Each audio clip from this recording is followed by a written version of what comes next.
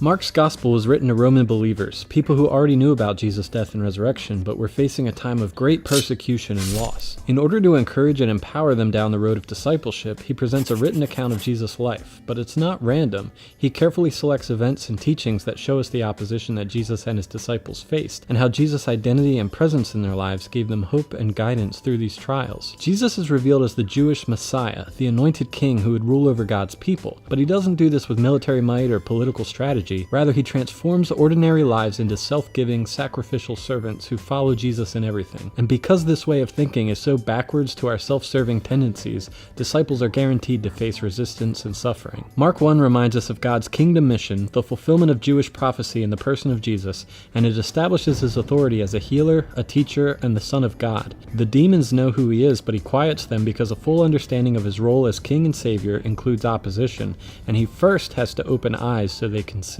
Chapter 2 further establishes his kingly identity. He has the authority to forgive sins, to welcome outsiders into this great cosmic kingdom, and to regulate the holy Sabbath day. He regularly shatters expectations of the religious leaders of his day, whom chapter 3 continues to develop as antagonists in Mark's Gospel. The Pharisees and teachers of the law are upset that their traditions are being violated by this man who speaks for God in a way that no mere man can do. They think he's demon-possessed. His family thinks he's crazy, but Jesus' true family are the ones who do the will of God.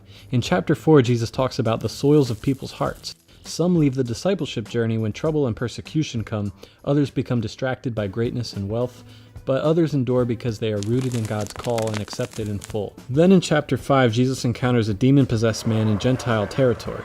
And even the demons know who he is, contrasted with the cluelessness of the disciples. Then Jesus demonstrates his power over disease, healing a faithful woman's chronic illness, and death, bringing a young girl to life to show that death is not the end, which previews the victorious end of the gospel. In chapter 6, they encounter resistance from Herod, reminding the audience that worldly kingdoms will often oppress those on kingdom mission, but reminds them that he will be with them still. He begins to pass the disciples by, revealing something of his divine power and greatness to them, but they don't understand because their hearts are hard. Similarly, the religious leaders of his day are angry with Jesus because he is threatening their traditions, and in chapter 7, Jesus condemns the Pharisees' leadership for demanding compliance to outer religious actions without the softness of heart that being a disciple demands. Mark parallels the spiritual awakening with accounts of miraculous healing. He's allowing blind people to see, but his own disciples remain blind. Chapter 8 is the hinge of the entire book. Up until this point, Jesus has been performing miracles and revealing his identity. When he asks his disciples who they think he is, Peter answers correctly that he is the Messiah, but since that word carried such weighty connotations of military strength and immediate renewal and glory, Jesus had to make sure they got the big picture, that yes, there would be a final day of justice and restoration, but in order to get there, Jesus himself would suffer,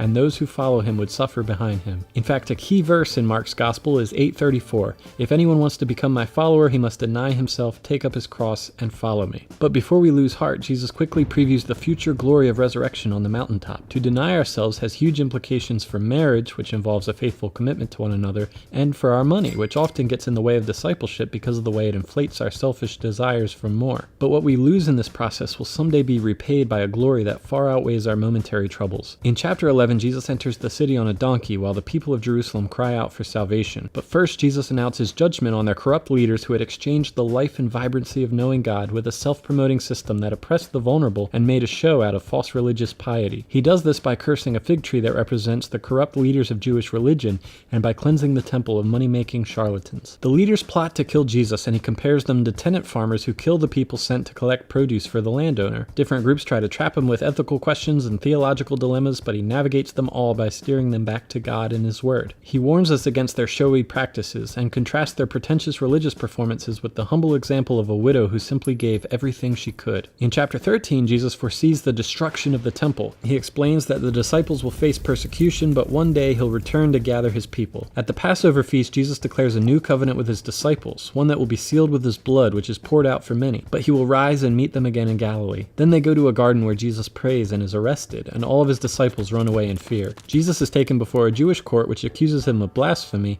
and then to a Roman leader who caves to the pressure of the crowds and hands Jesus over to be crucified. Like much of our suffering, Jesus' mission seems like a failure here. But there's a surprising twist. His suffering and death is the means by which the whole kingdom enterprise is affected. Through Through the mocking of his enemies, he is crowned, led through the city, and even raised high on a throne meant as a torture device. And all who follow him are represented on that cross. Our sin and rebellion that fights against his good and just rule are pulled down into the grave with him. And then in chapter 16, our hopes are renewed. Jesus left those defeated sinful powers when he came back from death. And just as we were represented in the cross, we also share in his resurrection. In Jesus, we are given the opportunity to become new citizens who participate in God's kingdom plan to bring wholeness and healing back to the land. We're given hope that propels us through the road of suffering, and a second chance to get back behind Jesus and follow him with everything. The resurrected Jesus calls us back to Galilee, back to where we first heard his voice, and he says in a tone we're learning to trust, "Follow me."